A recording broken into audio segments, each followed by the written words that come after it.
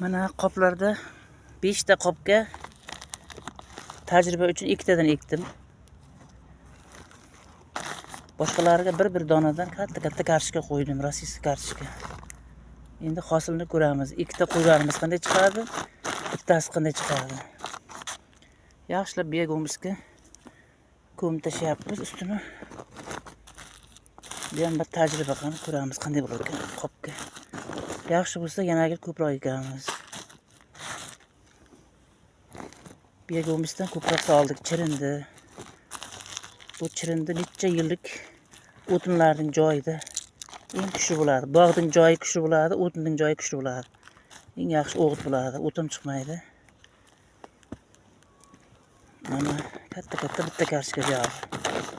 Buni ko'ramiz endi. Yaxshilab mehr bilan qarasangiz birsa bo'ladi bari.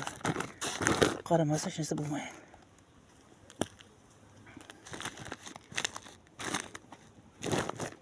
Mana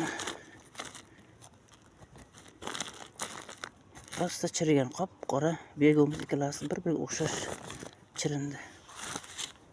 Katta rossiyskiy kartoshka 11 mingdan oldim kilosini. 15 ta xaltaga ekdim.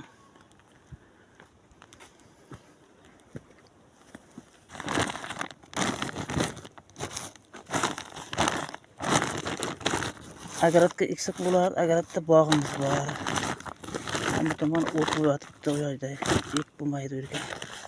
Shunga qopga bir ekib ko'raylik, mana bo'lar ekan. Kulga botirdim kartoshkani kesgandan keyin. Kulga botirsa ancha paytgacha namligini saqlab turadi. Sal bu ko'karib boshlagandan keyin qoplarning atrofi 4 tomondan teshiladi. Havo kirib turish uchun. Mana bu yerda 10 ta qop. Shunday soya joy, bir tomon issiq.